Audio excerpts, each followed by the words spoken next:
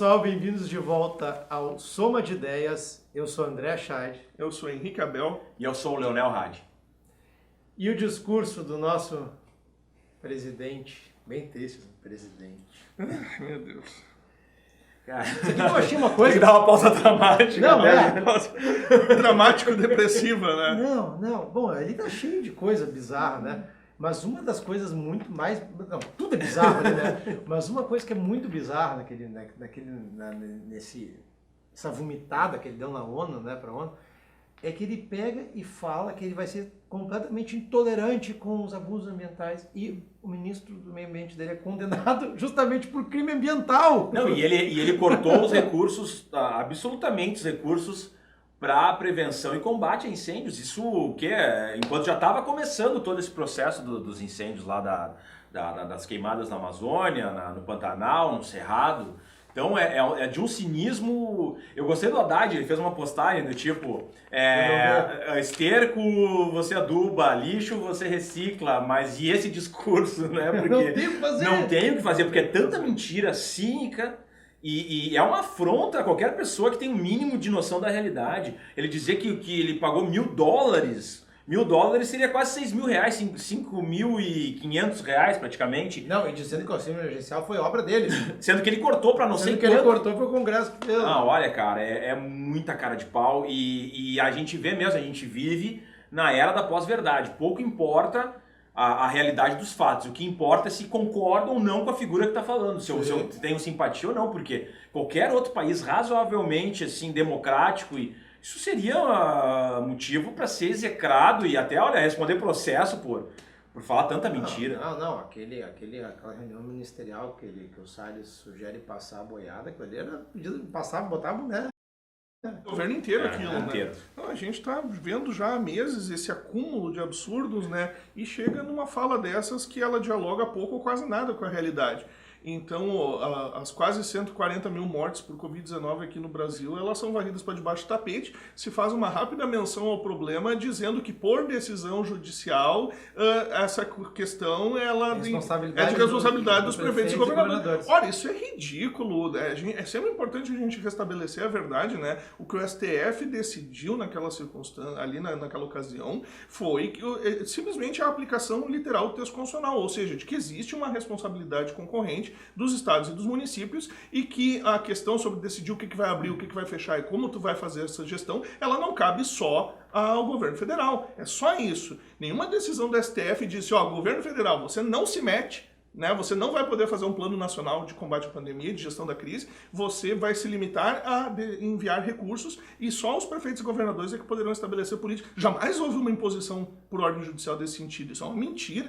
Né? Então o Bolsonaro usa essa decisão do STF como uma desculpa esfarrapada para a abstenção dele, para o fato de que nós estamos entrando em outubro quase e nós não temos ainda um plano nacional de gestão da crise do coronavírus. E o mais impressionante, né, em relação a todo o discurso dele é as falácias, dizendo que a Amazônia não pega fogo porque é úmida, né?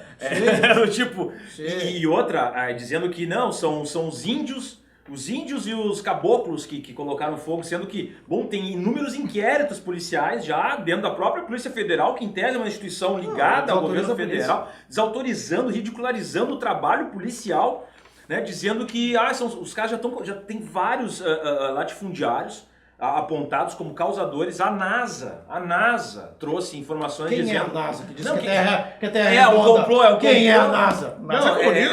E a NASA dizendo, não, os incêndios, né, que estão acontecendo hoje no Brasil são criminosos, não são incêndios porque ele dizendo que era de áreas que já são desmatadas, não, dizendo que são áreas novas, ampliando o desmatamento. Então, quer dizer, o INPE, a NASA, o mundo inteiro diz algo, a ciência confirma uma situação.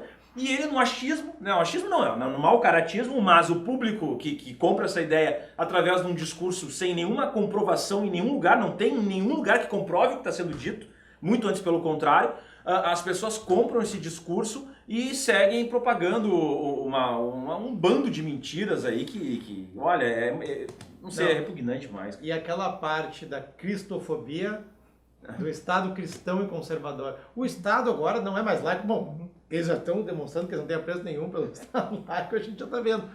Mas agora tu dizer isso na ONU, né?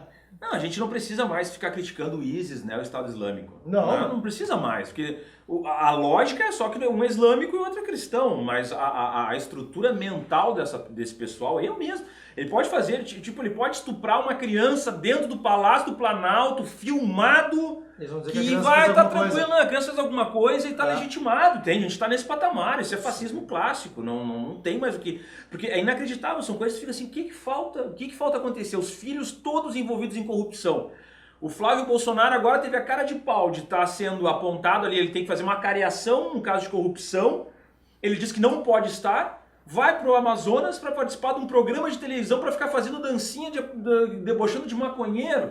Um programa de deboche, de comédia, e é esse o compromisso que ele tinha oficial, ganhando quase 40 mil reais, pago pelo contribuinte, com vários casos de corrupção. Ele passa por cima do Ministério Público Federal, nem sei se é o federal ou o estadual nessa situação, acho que até o estadual, mas enfim, ele passa por cima do Ministério Público, passa por cima do Judiciário, e vai fazer uma dancinha, e fica por isso mesmo. E cadê aquela galera que dizia que, vamos acabar com a corrupção, porque agora chega de mamata, porque agora... E o mais bizarro que eu acho, eu estava conversando isso com o pessoal esses dias, esse pessoal que elegeu o Bolsonaro, o discurso deles era um discurso que agora vai voltar a ordem, agora vai voltar a disciplina, agora vai voltar a disciplina, a hierarquia, o mertiolate vai voltar a arder, agora esse país vai ter a ordem. O que faz o filho do presidente... Que deveria, do tipo assim, se eu estou sendo apontado e eu sou um cara honesto, não, eu vou lá e faço a cariação agora porque eu estou cumprindo a determinação judicial, entendeu? Eu respeito as instituições, isso é a ordem. Não, ele vai fazer dancinha de maconheiro, com um jumento do lado, e é esse o país que ia ser a ordem, ordeiro, disciplinado e tal, pelo amor de Deus, que vergonha, é vergonhoso. Aí olha a cena inteira, né? Papai fazendo fiasco na ONU, filhinho fazendo fiasco em programa de auditório, cara. Auditório. Né? Não dá, né, meu? Não dá. E o Heleno, fazendo uma parte, ainda dizendo que existe uma conspiração mundial para... Né, mas a lógica desse governo é que o governo nunca tem responsabilidade por nada. Só quando eventualmente, nas raras situações em que ele pode, mentindo, atribuir algum mérito a si próprio, daí é mérito do governo. Por exemplo, a questão do auxílio emergencial, o governo era contra, o Congresso, né, impôs isso, aí agora o governo vende isso como sendo mérito do governo. Ainda mentindo, um valor que nem o valor aproximado. Fazendo um exagero em números aí absolutamente improcedente. Mas é tudo assim. A questão, por exemplo, por que o governo brasileiro hoje tem essa imagem tão ruim no exterior? Por causa que existe uma campanha de desinformação querendo prejudicar o governo. Por que existe essa questão da pauta ambiental? É uma conspiração para tentar tirar o Bolsonaro do poder. Por que existe tanta notícia negativa sobre o governo? Porque é uma conspiração da mídia. Por que tem queimada? Por causa dos índios e caboclos. Por que morreu tanta gente de Covid-19 no Brasil? Por causa dos prefeitos e governadores. Tem sempre uma respostinha burra na ponta da língua para justificar qualquer coisa e para não assumir responsabilidade nem pelas coisas mais elementares. Mas isso tem uma coisa muito, muito óbvia, né? Pela tradição que a gente tem no Brasil. Esse governo, para começar, que ele é do Exército. Esse governo não é do Bolsonaro. Esse governo é de uma ala do Exército ainda, né? De uma ala do Exército, mas que representa a instituição. Sim, claro. Né? Então, assim, a responsabilidade desse governo é do Exército.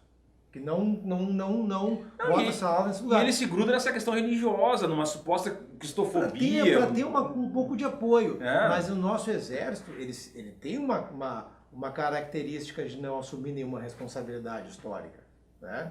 Então, o Bolsonaro é só uma figura patética desse comando que está aí. Heleno, Braga Neto...